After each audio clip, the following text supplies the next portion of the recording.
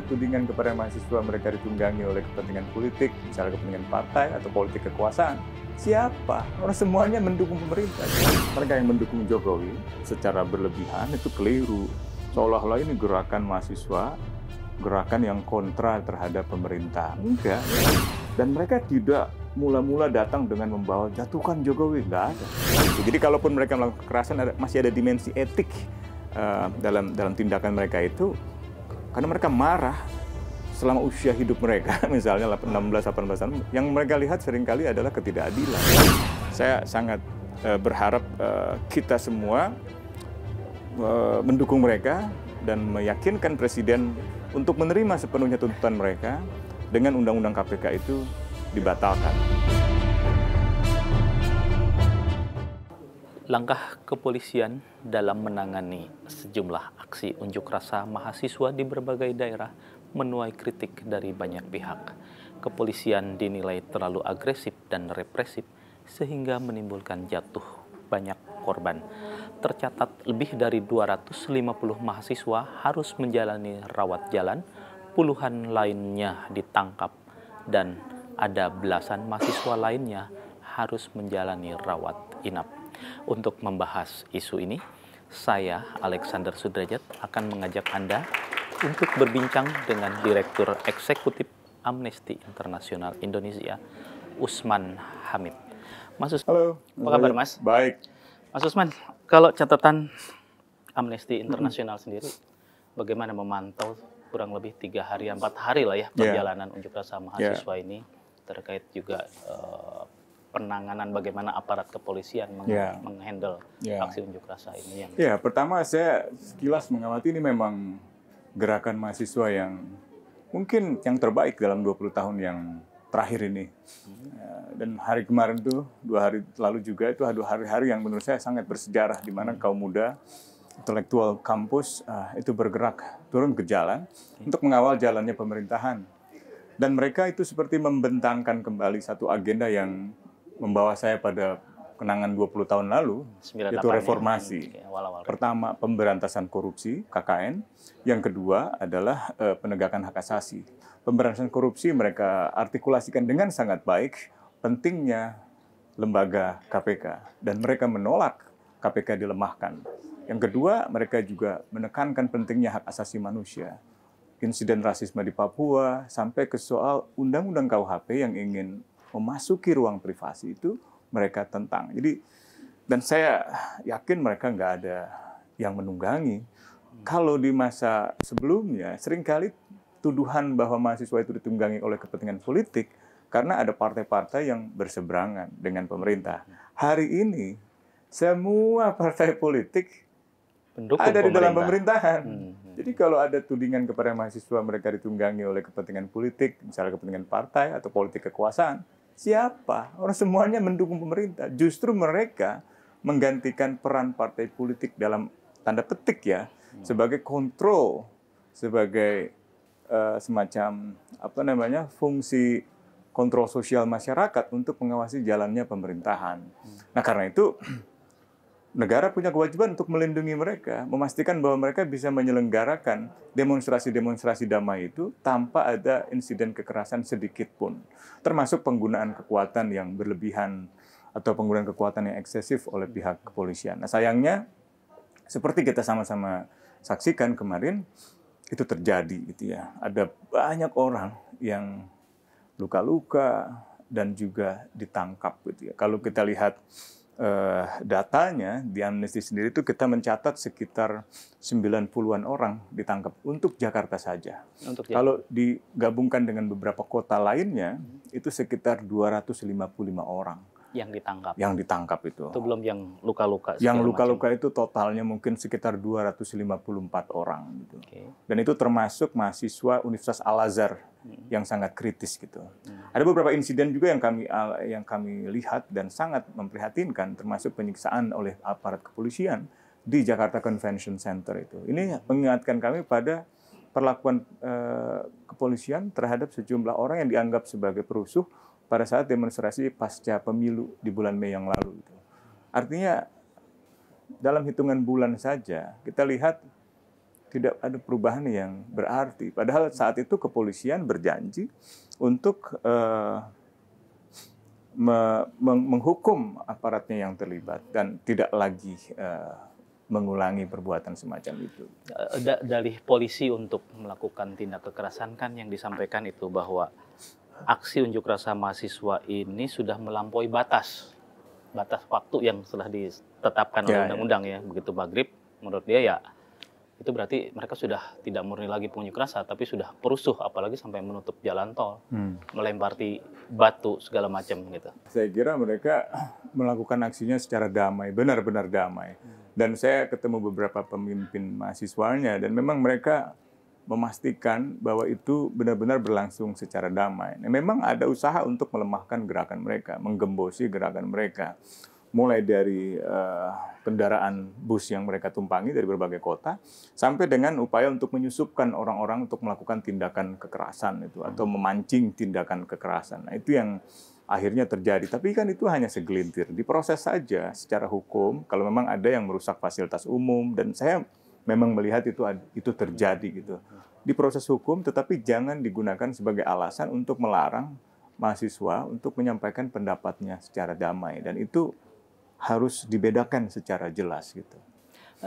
Tudingan bahwa mereka ditunggangi atau ada yang memanfaatkan itu juga muncul, misalnya ada spanduk-spanduk atau komentar-komentar beberapa tokoh yang merembet ke upaya meminta cabut mandat Jokowi, misalnya tunda pelantikan Jokowi, semacam itu. Ya, baca saja hasil kajian mereka, baca saja pernyataan resmi dari mereka, para kampus, para mahasiswa-mahasiswa itu. Semuanya tentang Undang-Undang KPK, insiden rasisme Papua, KUHP, Undang-Undang Pertanahan, Undang-Undang Pertambangan Mineral Batubara. Jadi jelas tuntutan mereka. Dan memang kebijakan-kebijakan itu sangat merugikan masyarakat kita, merugikan alam kita, tanah-tanah adat kita, lingkungan kita. Dan hanya menguntungkan orang-orang yang memiliki akses pada kekuasaan pemerintahan, termasuk yang memiliki akses pada kepentingan bisnis yang besar gitu. Ini yang ditentang oleh mahasiswa. Saya ketemu mereka beberapa orang, ada yang memang karena membaca media, membaca buku dan menjadi sangat kritis. Ada juga yang karena pengalaman pribadinya. Misalnya saya ketemu anak mahasiswa yang dari Sumba gitu. Mereka menentang sekali Undang-Undang Pertanahan, Undang-Undang pertambangan mineral dan batu bara, karena isinya mengancam tanah-tanah adat mereka, hak-hak masyarakat adat mereka, ulayat mereka. Itu yang saya lihat ini generasi yang paling cerdas. Ada memang spanduk-spanduk atau poster-poster yang kalimat-kalimatnya dari mulai yang lucu sampai yang orang sampai mengernyitkan dahi gitu kan. Tapi itulah ekspresinya mereka gitu.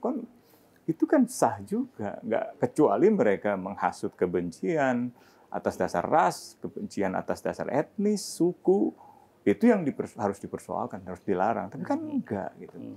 Ini yang menarik kalau saya amati di media sosial, Mas Usman bilang ini nggak ada tunggang dari partai-partai, semuanya pro pemerintah. Tetapi saya menangkap ada semacam nuansa persaingan capres kemarin itu masih kebawa di sini. Kelompok yang pendukung Jokowi ngelihat aksi demonstrasi, ini apa sih mahasiswa maunya? Udah ditunda kok, katanya kok masih demo aja. Sementara yang kubu penentang Jokowi, keras, mahasiswa terus. Ngelihat nuansa yang sama nggak? Ya, saya melihat itu. Saya kira mereka yang mendukung Jokowi secara berlebihan itu keliru. Seolah-olah ini gerakan mahasiswa, gerakan yang kontra terhadap pemerintah. Enggak, mereka tidak kontra. Mereka kontra terhadap pendekatan pemerintahan, DPR dan pemerintah dalam membahas undang-undang dalam waktu yang sangat cepat tanpa melibatkan masyarakat secara baik. Itu yang mereka tentang. Dan mereka menentang KPK. Kalau dibilang sudah ditunda kok masih malah demonstrasi. Yang ditunda undang-undang KUHP, bahkan undang-undang pertanahan saja sampai tadi itu masih mau dibahas di DPR, masih dipaksakan gitu. Padahal itu jelas-jelas menjadi bagian dari yang ditolak. Soal KPK, malah Pak Jokowi masih bilang, saya tidak akan mengeluarkan perpu, saya tidak akan mencabut itu. Itu kan satu sikap yang sebenarnya nggak siap juga menerima sepenuhnya tuntutan mahasiswa. Gitu. Ini yang, ya gimana ya, saya kira orang-orang yang pro Jokowi yang menganggap ini adalah gerakan kontra pemerintah ini hanya melihat satu sisi kepentingan partisan dari pemerintahan yang berkuasa gitu. Dan cara mahasiswa berdemonstrasi di DPR saja itu sudah jelas, yang mereka persoalkan adalah legislasi. Nah, salah satunya undang-undang KPK gitu. Dan mereka tidak mula-mula datang dengan membawa jatuhkan Jokowi, nggak ada. Apa yang menjadi isu-isu kampanye, pembelahan sosial politik di masa kampanye, Jokowi PKI, Jokowi komunis, Jokowi Cina, dan nggak ada dalam isu mereka. Jadi mereka beneran sangat intelektual dalam menyampaikan pandangan-pandangan yang menjadi dasar kenapa mereka berdemonstrasi gitu. Tapi saya mengerti dimanapun nih dalam sejarah ya di berbagai negara juga, kalau kalangan yang cakap, kalangan yang datang dari kaum intelektual, kampus misalnya, mahasiswa gitu, sudah mulai mengkritik pemerintahan, itu biasa ditakutkan. Tapi ditakutkan hanya oleh para tiran gitu. Karena mereka tidak bisa lagi menyanggah secara intelektual gagasan-gagasan yang dipersoalkan oleh pemerintah, oleh masyarakat, oleh mahasiswa misalnya gitu. Sehingga bersembunyi di balik usaha untuk mengaburkan masalah, mengadu domba mereka dengan isu-isu yang membelah mereka. Seolah-olah mereka adalah pro Prabowo, anti Jokowi. Loh, Prabowo kan udah rekonsiliasi dengan Jokowi, bagian dari pemerintahan Jokowi. Partai Gerindra juga bagian dari pendukung pemerintahan Jokowi. Partai PKS semua RUU juga yang mendukung kebijakan Jokowi. Di mana oposisinya? Nggak ada. Itu jadi menurut saya tudingan itu bukan hanya tudingan kotor, tapi juga tidak bertanggung jawab lah gitu. Ini yang menarik soal Perpu ya. Ya. Kemarin Wakil Ketua DPR Fahri Hamzah bilang bahwa ya ini memang aksi-aksi mahasiswa ini memang boleh dibilang sengaja lah digulirkan terus untuk merongrong, melemahkan sampai Jokowi menyerah menerbitkan Perpu. Atau target utamanya itu memang itu Perpu supaya kembali KPK ke undang-undang KPK yang lama. Nggak usah terlalu dengerin lah kalau Fahri Hamzah itu kan. Anggap aja itu kayak apa ya namanya, kicauan-kicauan politisi yang mungkin menjelang akhir dari masa dinasnya gitu. Saya nggak melihat person Fahri siapapun gitu ya. Saya merasa ini ada struktur politik kekuasaan yang ingin memaksakan kebijakan kepada masyarakatnya, bukan hanya dalam soal KPK, tapi juga dalam soal KUHP, pertanahan, mineral, batubara, sampai ke Undang-Undang Pemberdayaan Sumber Daya Nasional. Ini undang-undang yang terakhir yang saya sebut, ini belum banyak yang menyadari, baru disahkan juga. Ini undang-undang yang pada akhirnya nanti ingin memberikan semacam sanksi pidana kalau ada warga masyarakat yang menolak untuk dilibatkan dalam wajib militer gitu, untuk kepentingan bela negara. Nah, di situ perspektifnya lebih banyak, perspektif bela negara dalam bentuk berbasis militer gitu, bukan dalam bentuk yang terbuka. Misalnya kalau orang berlatar belakang medis, kedokteran, ya membela negara dengan ilmunya, yang IT, informasi teknologi, yang membela negara dengan ilmu dan teknologinya gitu. Tapi undang-undang ini jarang diperhatikan, kurang diperhatikan. Ini adalah bagian tambahan dari cara DPR dan pemerintah memaksakan undang-undang tanpa konsultasi yang memadai dengan masyarakat. Kalau saya mau pakai bahasa para elit politik ya, kan sering pidato Pancasila nih, gitu kan. Undang Dasar 45 lah, NKRI lah, pasal-pasal sila-sila Pancasila. Ya ini cara pembahasan ini sangat anti Pancasila. Tidak melalui musyawarah mufakat yang baik bersama. Sila keempatnya tidak dipakai gitu. Dan isi dari undang-undang itu tidak menuju keadilan sosial bagi seluruh rakyat Indonesia, tapi justru hanya keadilan bagi segelintir pengusaha yang ada di Indonesia. Jadi itu menurut saya antara pidato pro Pancasila gitu dengan perilaku dan bentuk-bentuk kebijakan yang dikenalkan lewat proses pembahasan ini itu nggak nyambung gitu, dan ya, nggak usah dengerin lah politisi-politisi semacam itu. Mas, terkait pelemahan KPK untuk membangkitkannya atau mengembalikan supaya KPK bisa kembali kokoh itu saat ini memang satu-satunya hanya lewat Perpu. Sementara undang-undang ini karena sudah disahkan, tapi kan juga belum dinomori belum dilakukan. Atau ada jalan lain? Ya, sebenarnya dulu saya pernah sampaikan kepada beberapa ahli hukum. Zaman Pak Habibie itu ada undang-undang penanggulangan keadaan bahaya, undang-undang PKB, atau namanya dulu keamanan dan keselamatan negara. Ingin melatih masyarakat dan mempersenjatai bahkan atas nama keamanan dan keselamatan negara. Nah, undang-undang itu menimbulkan gelombang protes dari para mahasiswa. Ribuan mereka di berbagai kota, di Lampung, di Palembang, di Jakarta, di Jogja. Sampai akhirnya menewaskan seorang mahasiswa yang mungkin salah satu mahasiswa paling cerdas yang pernah dimiliki oleh Indonesia, namanya Yap Yun Hap. Oh iya, Yun. Nah, ia tewas ditembak di dekat Semanggi, dekat rumah sakit Jakarta. Semanggi 1 ya? Semanggi 2. Semanggi 2. Nah, akibat peristiwa-peristiwa itu dan gelombang protes yang membesar, Pak Habibie akhirnya memutuskan, saya tidak akan melanjutkan, tidak menandatangani itu. Artinya secara teknis administrasi kenegaraan, kalau sebuah undang-undang tidak didukung oleh presiden, tidak ditantangani oleh presiden, tidak mungkin bisa diundangkan dalam lembar negara gitu. Tapi banyak ahli hukum yang merasa, ini kan ada Undang-Undang Dasar 45 gitu, yang sudah diamandemen, di mana ketentuan tentang pemberlakuan sebuah undang-undang bisa saja kalau misalnya presiden tidak dukung, selama 30 hari sejak disahkan oleh DPR, itu akan berlaku. Nah, saya setuju juga, tetapi itu kan sebenarnya logikanya karena proses pengesahan DPR memang bersama dengan pembahasan bersama pemerintah. Dengan kata lain, dalam situasi yang sekarang misalnya, kalau Pak Jokowi bilang, kami tidak tahu menahu soal, nggak bisa.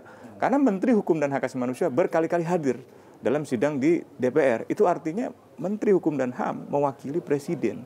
Membawa surprise. Kan tanpa izin, tanpa tidak perintah mungkin. Presiden. Jadi dia mewakili Presiden. Itulah. Di situ DPR benar gitu, bahwa nggak boleh dong pemerintah lari dari tanggung jawab gitu.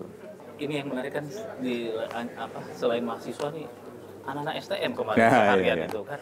Cuman yang disayangkan itu kan ternyata lebih lebih brutal dari mahasiswa, emang biasa tawuran katanya mereka itu. Ya tapi itu kan juga stigma ya, stigma terhadap pelajar-pelajar STM gitu.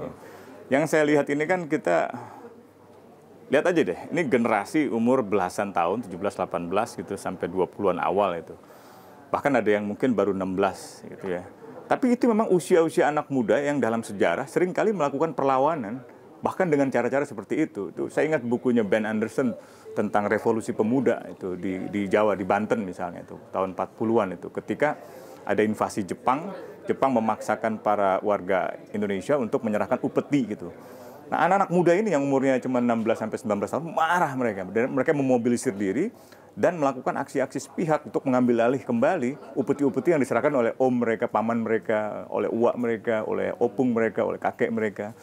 Dan jangan kira bahwa mereka nggak paham. Saya ketemu beberapa di antara mereka sangat artikulatif kenapa mereka turun ke jalan gitu. Nah, kalau memang ada 1-2 yang memang melakukan kekerasan, ya diproses hukum saja. Kan siapapun kalau melakukan kekerasan ya harus diproses. Tapi jangan kemudian menuding mereka atau melarang mereka untuk menyampaikan pendapat mereka sendiri. Dan sekilas saya lihat mereka hanya bersolidaritas saja pada kakak-kakaknya mereka yang dipukuli atau yang dibubarkan gitu. Jadi ada semangat itu juga gitu. Ini yang menurut saya nggak dilihat gitu. Kan nggak ada demonstrasi dalam sejarah kecuali pada era yang Ben Anderson tuliskan itu, usia 16, 17, 18 itu ikut turun ke jalan dan melakukan tindakan-tindakan yang seperti itu. Jadi kalaupun mereka melakukan kekerasan masih ada dimensi etik dalam tindakan mereka itu, karena mereka marah selama usia hidup mereka, misalnya 16-18 tahun, yang mereka lihat seringkali adalah ketidakadilan. Dan pemerintah seperti tidak mau menerima kritik dari mahasiswa. Mereka seperti marah. Jadi ini fenomena baru sebenarnya, tapi pernah ada dalam sejarah gitu. Dan saya sangat berharap kita semua mendukung mereka dan meyakinkan Presiden untuk menerima sepenuhnya tuntutan mereka dengan Undang-Undang KPK itu dibatalkan dengan Perpu atau apapun, silahkan itu serahkan pada ahli hukum tata negara. Dengan dipenuhnya tuntutan itu, menurut saya akan dengan sendirinya mereka reda, dan dengan begitu juga mereka bisa terus mengawal jalannya pemerintahan ini dengan baik. Kalau lihat karakter Jokowi ya, kayak lembut-lembut tapi kadang kokoh juga gitu kan ya. Kalau ada prinsip andai Perpu nggak dipenuhi. Ya. Wah, saya nggak tahu tuh. BJ Habibie itu kayak meniru langkah Ya, sebenarnya bisa gitu. Ada langkah lain nggak? Misalnya ke MK, peluang kalau ya ke MK? itu yang teman-teman masyarakat sipil sekarang sedang pertimbangkan dan sudah siapkan gitu. Ada pasal-pasal yang sedang dirumuskan, diidentifikasi, dianalisis gitu ya. Meskipun sayangnya nih, jangankan kami ya, KPK saja itu belum menerima salinan resmi dari Undang-Undang KPK yang baru itu. Sampai kemarin saya ketemu pimpinan KPK itu. Belum menerima, bayangkan. Ini proses pembahasan macam apa? tidak partisipatif, tidak melibatkan bahkan KPK. Ini kan konstruksi perundang-undangan, seperti diberitakan di media itu, merubah total rumahnya KPK itu. Nah, ibarat rumah kita itu dirubah orang tanpa izin kita, gimana coba perasaannya itu? Kewenangannya sudah berubah, status keanggotaannya sudah berubah, tidak lagi independen. Dan ini yang saya kira harus dipikirkan matang-matang oleh Pak Jokowi gitu. Tundalah, batalkanlah, tariklah undang-undang itu dengan perpu atau dengan apapun. Pak Jokowi lebih ngerti. Saya kira mahasiswa ini bergerak dengan kepentingan yang murni, ya, hanya untuk memastikan bahwa pemerintahan kita berjalan dengan baik, bersih, sesuai dengan agenda-agenda reformasi. Dan saya akan dukung mereka sampai mereka merasa tuntas pekerjaannya. Mas Usman, oke lah, kita clear bahwa mahasiswa sebetulnya murni punya tujuan sendiri. Tetapi soal kemungkinan adanya penunggang-penunggang gelap, para penyusup, apakah itu juga tidak diantisipasi atau dinafikan begitu saja, Mas? Pertama memang mereka itu kan mengantisipasi dan membentuk satgas-satgas pengamanan di antara mereka, termasuk membentuk tali itu untuk mengamankan barisan mereka. Lalu juga menggunakan atribut alma mater. Gitu. Ya. Nah biasanya yang disebut-sebut perusuh itu seolah-olah menggunakan jaket mahasiswa, tapi beda-beda. Misalnya mereka ada 5-10 orang, tapi jaketnya warna-warni. Nah, itu kayak aneh sebenarnya itu. Itu saya kira berbeda dengan barisan mahasiswa yang menggunakan jaket semuanya dalam jumlah yang banyak, menggunakan tali pengaman sampai dengan satgas dan juga dipimpin oleh masing-masing kampus, lalu ada masing-masing fakultas dan masing-masing perhimpunan di dalam fakultas itu. Jadi mereka mengantisipasi itu. Kalau di luar itu untuk adanya kekerasan itu harusnya polisi yang mengantisipasi. Tugasnya penegak hukum, tugasnya kepolisian sebagai pelindung pengayom masyarakat untuk mengamankan jalannya demonstrasi dari orang-orang yang menyusup semacam itu. Jadi jangan bebankan itu pada mahasiswa. Mahasiswa marga masyarakat yang punya hak untuk dilindungi, untuk difasilitasi dalam menyampaikan pendapatnya.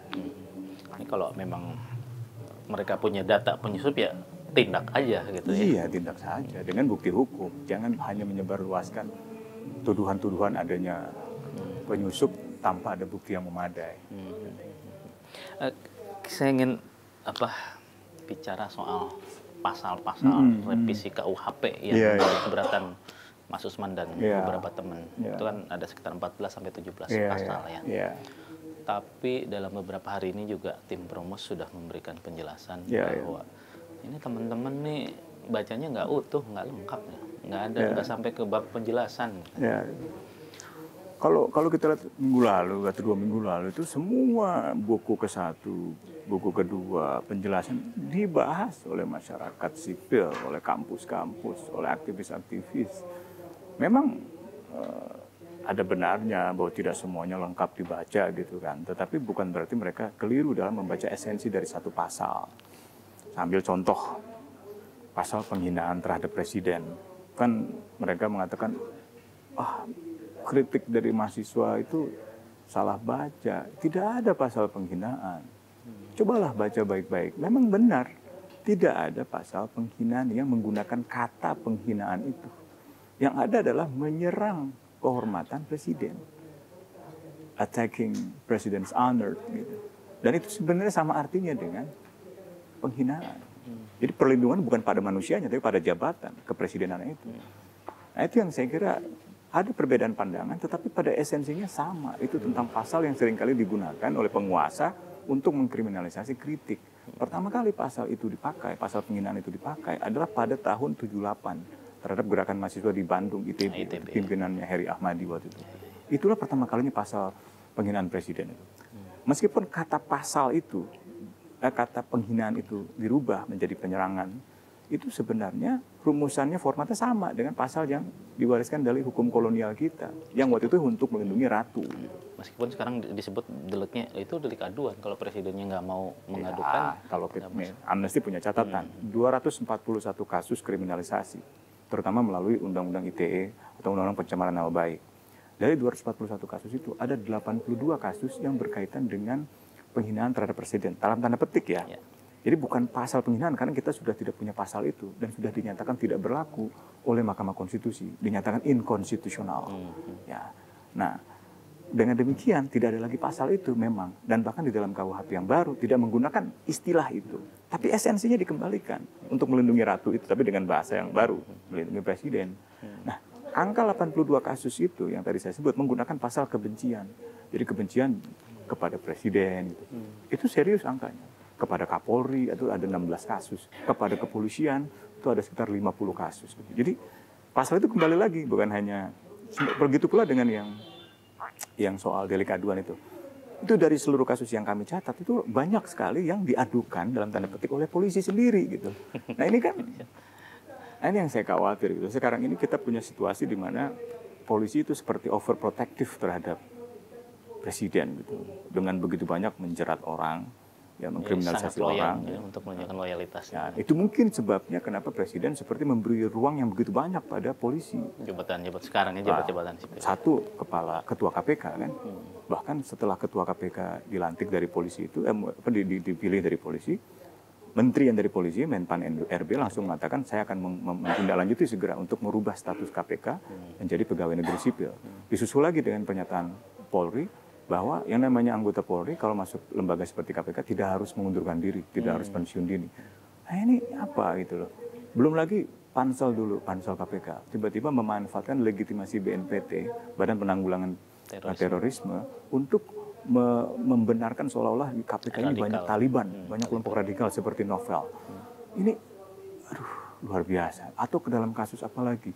Polisi Kapolda Surabaya misalnya mengejar Veronica Koman. Orang yang mengungkapkan ada insiden rasisme di Surabaya tiba-tiba dianggap bertanggung jawab memprovokasi kerusuhan di Papua. Lalu mau mencabut paspornya katanya, mengajukan ke imigrasi. Imigrasinya, direktur jenderalnya polisi juga gitu. BNPT yang tadi saya sebut polisi juga. BNN polisi, Bulog polisi, Dirjen Perindustrian polisi. Ada banyak. Saya tidak mengatakan bahwa orang-orang meskipun beberapa udah pensiun ya sebetulnya. Rata-rata yang saya sebutkan tadi itu ketika masuk itu masih aktif. Baru kemudian pensiun di tengah jalan atau mengajukan pensiunan dini gitu. Tapi poin saya bukan berarti mereka kredibilitasnya harus diragukan gitu. Enggak. Ada orang seperti Suhardi Alyus, kepala BNPT, atau Heru Winarko, kepala BNN yang dekat sekali dulu dengan KPK. Pak Heru memang pernah di KPK. Pak Suhardi Alyus zaman Kabar Eskrim sangat bekerja sama dengan KPK gitu. Soal penghinaan presiden itu ya. Saya dapat cerita dari beberapa pimpinan dewan yang kemarin ikut ke istana. Katanya di pertemuan itu sih Jokowi minta, ya udahlah, saya nggak apa-apa, dihapus aja, nggak perlu itu pasal itu, cuman DPR katanya yang untuk. Tapi kan ini itu buat Jokowi pribadi, tapi ini justru presiden-presiden berikutnya. Itu yang keliru, malah makin keliru. Yang harus dilindungi itu kehormatan pribadi, bukan kehormatan satu jabatan atau lembaga yang abstrak itu. Itu kalau kehormatan pribadi itu dilindungi oleh Undang-Undang Hak Asasi Manusia, reputasi orang itu nggak bisa kita menyebarkan tuduhan sembarangan kepada orang lain. Nah kalau itu yang dimaksud, ya nggak perlu ada pasal itu. Kalau pribadi, karena Pak Jokowi adalah pribadi yang sama, sederajat, setara dengan warga masyarakat yang lain. Bahwa nantinya hanya bisa diadukan, ya itulah pengaduan delik yang bersifat aduan itu berlaku untuk semua masyarakat. Bukan untuk seorang pejabat. Kalau seorang pejabat nanti bawahannya yang terus melaporkan, mengadukan, atasan saya dihina. Jadi itu yang malah menciptakan masalah baru. Mas, soal bahwa revisi KUHP ini terlalu mencampuri urusan privat, itu pasal yang mana nih? Yang itu pasal yang mengatur itu? Ya pasal misalnya hubungan sesama jenis, gitu kan, atau hubungan lain jenis, tetapi misalnya dianggap menginap di suatu tempat, gitu kan, bersama, atau orang yang tinggal bersama berpasangan itu dalam peraturan banyak negara itu bukan kriminal. Kalau kriminal itu jangankan pasangan lain jenis dalam satu rumah, pasangan yang sudah sah sebagai suami istri saja, kalau melakukan tindakan kriminal itu bisa salah, artinya bisa dipersoalkan secara pidana. Itulah nafas undang-undang KDRT kita, penghapusan kekerasan dalam rumah tangga. Dulu memang kita punya pandangan di mana orang-orang yang mengalami kekerasan di dalam rumah tangga itu urusan pribadi. Penegak hukum seperti itu dulu. Dengan adanya undang-undang penghapusan kekerasan dalam rumah tangga, undang-undang tahun 2006, itu bukan lagi masalah pribadi, itu masalah publik. Jadi bahkan dalam pernikahan pun kalau ada upaya untuk katakanlah bersetubuh dengan paksaan, itu disebut perkosaan, marital rape. perkosaan dalam hubungan pernikahan. Jadi bukan status hubungannya itu yang bersifat kriminal gitu. Itu kan administrasi aja, pencatatan kependudukan di catatan sipil gitu. Tapi mengatakan sebuah perbuatan itu tindakan kriminal hanya karena seseorang kemudian tinggal dalam rumah yang bersama berbeda jenis kelamin, padahal mereka tidak berbuat kriminal, itu yang bahaya. Nanti malah mengandalkan kepala desa di dalam pasal itu misalnya. Itu menurut saya agak bahaya. Hal yang lain misalnya soal kemerdekaan berpikir, jelas tuh masih dilarang soal Marxisme, Leninisme gitu. Itu kan apa ya namanya? Pandangan-pandangan yang berkembang dalam dunia filsafat, dalam dunia pemikiran politik yang seringkali digunakan untuk menganalisa sebuah realitas sosial ekonomi masyarakat, antara masyarakat yang tertindas dengan masyarakat yang tindasnya gitu. Kekuasaan modal, akumulasi kepentingan modal gitu. Nah, kalau itu dilarang lagi, itu kita kembali ke masa Orde Baru. Karena sistem kekuasaan bekerja untuk kepentingan modal, segala pemikiran yang bisa mengkritik keberadaan modal, akumulasi kapital itu dilarang. Salah satunya Marxisme gitu. Nah ini yang saya kira gagal membedakan antara tindakan kriminal dengan kemerdekaan berpikir dari masing-masing orang. Gitu. Nanti akan ada razia-razia buku di mana-mana. Perpustakaan pribadi saya pun mungkin bisa digeruduk oleh orang hanya karena mencurigai saya membaca buku-buku yang dianggap dilarang. Begitu pula dalam soal Papua ini kan separatis. Jadi orang hanya karena menyampaikan pendapatnya bahwa misalnya menurut mereka Papua harus melalui jalan referendum. Itu kan pendapat politik saja, itu sah. Undang-undang hak sipil dan politik yang meratifikasi Kovenan itu menyatakan secara terang benderang pasal satunya misalnya soal penentuan nasib sendiri itu bagian dari hak segala bangsa. Nah, saya tidak punya posisi mendukung kemerdekaan atau tidak pada Papua, tapi saya punya kepentingan untuk melindungi siapapun orang Papua yang ingin menyampaikannya secara damai. Nah, kalau itu dianggap kriminal, lagi-lagi negara gagal membedakan mana ekspresi damai yang bukan kriminal dengan mana ekspresi yang bersifat kriminal. Sama seperti tudingan kepada mahasiswa, turunkan Jokowi seolah-olah kemudian mahasiswa jadi salah dan melakukan tindakan kriminal. Makar gitu kan, pasalnya ngeri sekali itu. Makar itu bisa menjadi kriminal kalau memang mengandung unsur-unsur kriminal. Contoh, dulu Soekarno lagi ada acara di Cikini, itu terkenal dengan kasus peledakan bom Cikini. Di sekolahnya. Jadi bukan untuk menggulingkan pemerintahannya itu yang jadi persoalan, tapi niat membunuh Soekarno itu yang kriminalnya gitu. Lalu menggulingkan kekuasaan dengan penggunaan kekuatan senjata itu juga bisa dianggap tindakan kriminal. Tapi yang sering kali terjadi itu bukan seperti itu. Gitu. Hanya karena punya pemikiran bahwa Papua harus referendum, harus merdeka, itu dianggap kriminal. Itu nggak boleh. Undang-undang Otsus membolehkan. Bahkan kita punya pengalaman di mana pemerintahan Abdurrahman Wahid mendialogkan. Bahkan pemerintahan SBY dalam kasus Aceh mendialogkan secara damai dengan perundingan Helsinki.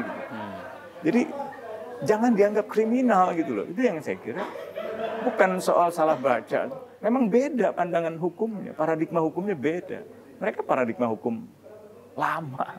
Mungkin pasca kolonial juga, tapi nggak lama setelah masa kolonial itu. Tidak mengadopsi pemikiran-pemikiran terbaru di bidang hukum, pembaruan hukum pidana yang berkembang di berbagai negara. Di Belanda saja yang pernah memiliki pasal penghinaan terhadap presiden atau penyerangan kehormatan terhadap ratunya, itu sudah tidak lagi menggunakan itu. Gitu. Itu yang sudah lama direvisi. Sudah dihapus, sudah lama.